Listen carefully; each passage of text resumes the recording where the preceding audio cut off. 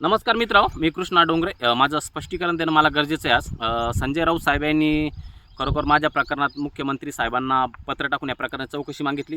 त्यांचे मी मनापासून अभिनंदन करतो, त्यांचे आभार मानतो. त्याचबरोबर विरोधी पक्षनेते अंबादास दानवे साहेब यांनी सुद्धा या प्रकरणाची मुख्यमंत्री यांना पत्र टाकून CBI चौकशी किंवा न्यायालयीन चौकशी मागितली, तर त्यांचे खरोखर आभार मानतो.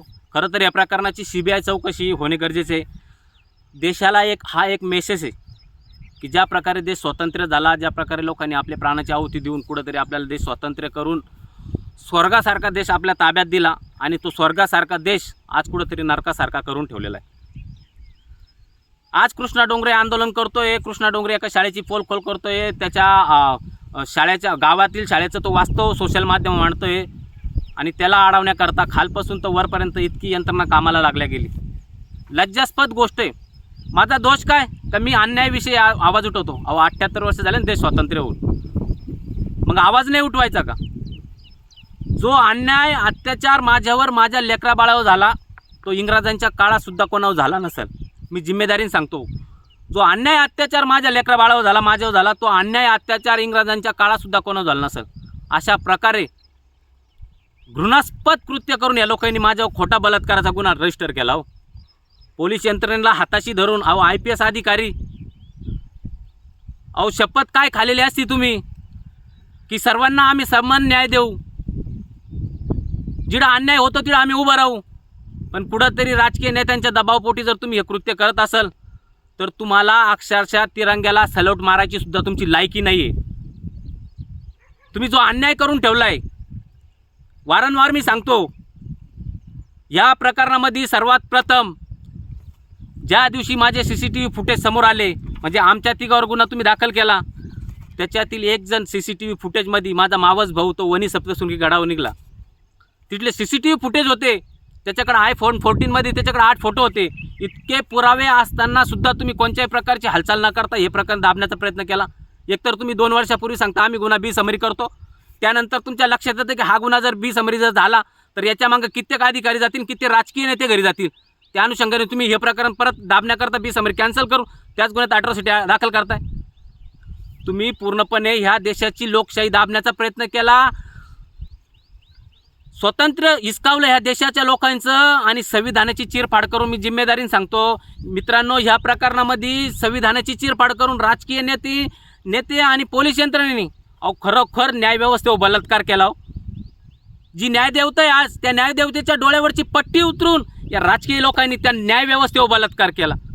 माझ्यासारख्या सर्वसामान्य माणसाचं आयुष्य उद्ध्वस्त केलं तुम्ही, माझ्या लेकरा बाळाचं आयुष्य उद्ध्वस्त केलं.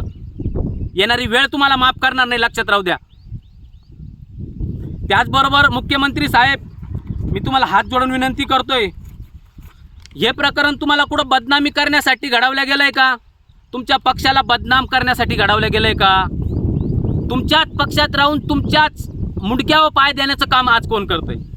आज 2 वर्षापूर्वी तुम्ही स्वतः या प्रकरणाची अप्रमाणित चौकशी करून कारवाई मागितली होती. 2 वर्ष झाले आज त्या गोष्टीला. तुम्ही आदेश देत असताना असा कोणचा नेता आहे की तो तुमच्या मुंडक्यावर पाय देण्याची तयारी ठेवली? त्यांनी बेसमरी कॅन्सल करायला लावली. त्यांनी इतका IPS अधिकाऱ्यांपर्यंत सगळ्याच नेत्यांना, सगळ्याच अधिकाऱ्यांना कब्जात घेतलं. त्याचबरोबर या प्रकरणाची चौकशी शिक्षण विभागाला मी वारंवार सांगतोय, मी एका शाळेची पोलखोल ओपन केली, मी न्यायालयीन व्यवस्थेला हायकोर्टाला पत्र लिहिलं. त्या हायकोर्टाने त्या पुराव्यानिशी या शाळेची चौकशी मागितली होती. 1 वर्षापूर्वी मला न्याय द्यायला लावला होता शिक्षण विभाग, मंत्रालय. 1 वर्ष झालं तुम्ही गप्प का? याच्यात काही शिक्षण मंत्र्याचा हातबीत आहे का? किती लोकांना दाबू शकता तुम्ही? त्याचबरोबर माझी मुख्यमंत्र्यांना एकदा हात जोडून विनंती आहे की मी 22 दिवस अर्धनग्न अवस्थेत आंदोलन केलं. माननीय बच्चू कडू साहेबांनी मला सुरुची त्यांच्या निवासस्थानी कपडे घातले आणि नाशिक SP यांना फोन करून न्याय या प्रकरणाची चौकशी मागितली. SP ने होला हो करत परत हे प्रकरण दाबण्याचा प्रयत्न केला. मुख्यमंत्री साहेब, कोण करतंय हे? कोण तुम्हाला बदनाम करतंय? त्यानंतर मी रेशमी शुक्ला तुमच्या पाया पडतो. हो, पाया पडतो तुमच्या. या देशासाठी त्या लोकांनी रक्त सांडलं ना, ज्या लोकांनी आपली प्राणाची आहुती दिली ना, त्यांचा तरी एकदा विचार करा. त्यांचा विचार.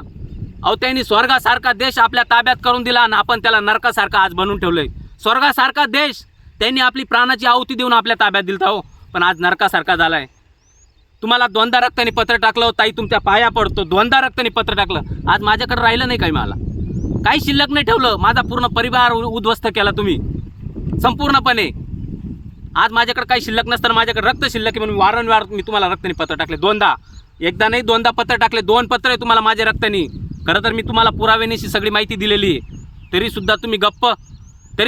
सुद्धा तुम्ही राजकीय नेत्यांना पाठीशी घालताय. अहो का घालताय राजकीय नेत्यांना पाठीशी?